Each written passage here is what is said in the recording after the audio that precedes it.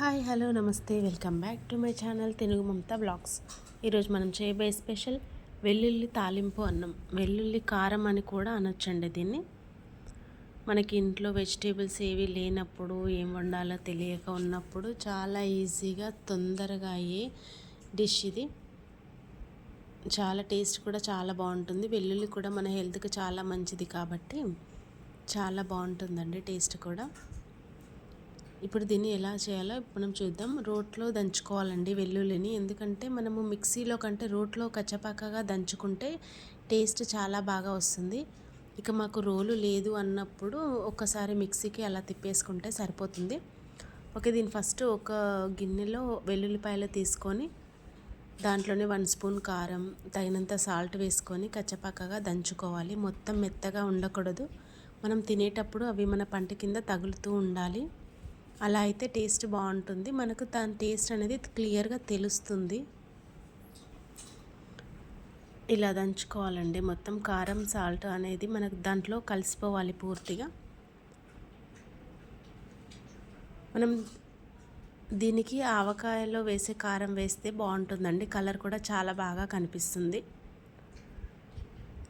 అది ఎలా దంచుకొని పక్కన పెట్టేసుకోవాలి. తర్వాత స్టవ్ పైన ప్యాన్ పెట్టి దాంట్లో ఒక 2 స్పూన్స్ ఆయిల్ వేసుకోవాలి. అది కొంచెం హీట్ అయ్యాక దాంట్లో జీలకర్ర ఆవాలు అవి కొద్దిగా చిటపటమన్నాక మనం ముందుగా పొడవుగా కట్ చేసి పెట్టుకున్న 2 పచ్చిమిరపకాయలు, 2 సరిపోతాయండి. మనం ఆల్రెడీ దాంట్లో కారము వెల్లుల్లి అన్ని ఘాటువే ఉన్నాయి కాబట్టి 2 పచ్చిమిరపకాయలు అయితే సరిపోతాయి. ఇవి కొద్దిగా ఫ్రై అయ్యాక ఆనియన్స్ కొద్దిగా పెద్దగా కట్ చేసి పెట్టుకోవాలండి. మరి చిన్నగా కట్ చేయకూడదు, పెద్దగా కట్ చేస్తేనే బాగుంటుంది మనం తినడానికి. ఇవి కొద్దిగా ఫ్రై అయ్యాక దీంట్లోనే కరివేపాకు వేయాలి. అవి కూడా కొద్దిగా ఫ్రై అయ్యాక ఒక హాఫ్ స్పూన్ పసుపు వేసి ఒక్కసారి కలిపేసుకోవాలి. ఇలా 1 నిమిషం ఉంచుకున్న తర్వాత మనం దంచి పెట్టుకున్న వెల్లుల్లి కారాన్ని ఇందులో వేసేయాలి.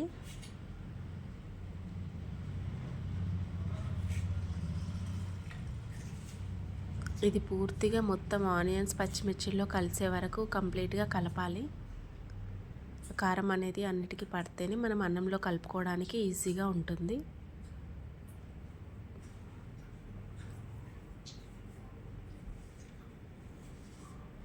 ఇలా కలిపేసుకోవాలండి కంప్లీట్గా. ఒక 2 నిమిషాలు అలాగే ఉంచాలి. కొంచెం పచ్చివాసన వెళ్ళిపోతుంది కాబట్టి ఒక 2 మినిట్స్ మూత పెట్టి ఉంచాలి.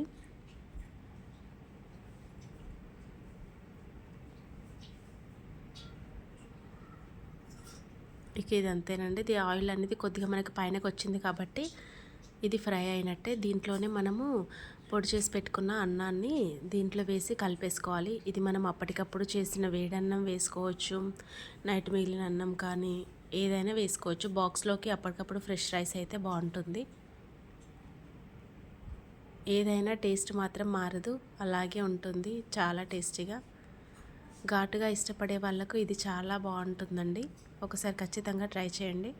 ఇది కంప్లీట్గా ఇలా కలిపేసుకోవాలి మొత్తం.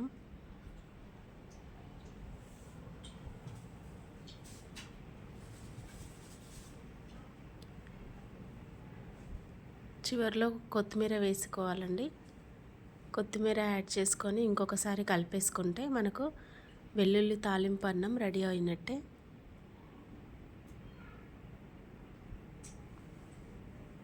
ఇది మనం వేడివేడిగా తీసుకుంటే చాలా బాగుంటుందండి. మనకు వెల్లుల్లి అక్కడక్కడ తగులుతుంది కాబట్టి టేస్ట్ చాలా బాగుంటుంది. పిల్లలు కూడా ఇష్టపడతారు. చూడ్డానికి కూడా కలర్ఫుల్గా చాలా బాగుంటుంది కాబట్టి మనం ఆవకాయలో వాడే కారం వేస్తేనే బాగుంటుంది, కలర్ బాగుంటుంది. ఎందుకంటే వెల్లుల్లి ఘాటు ఎక్కువైపోతుంది కాబట్టి ఆవకాయ కారం వాడితే అది అంతగా కారం ఉండదు కాబట్టి అది వాడడం బెటర్. ఇది ఆనియన్స్తో తీసుకుంటే చాలా బాగుంటుందండి టేస్ట్. ఇది ఒకసారి ట్రై చేసి ఖచ్చితంగా కామెంట్ పెట్టండి. Okay then bye.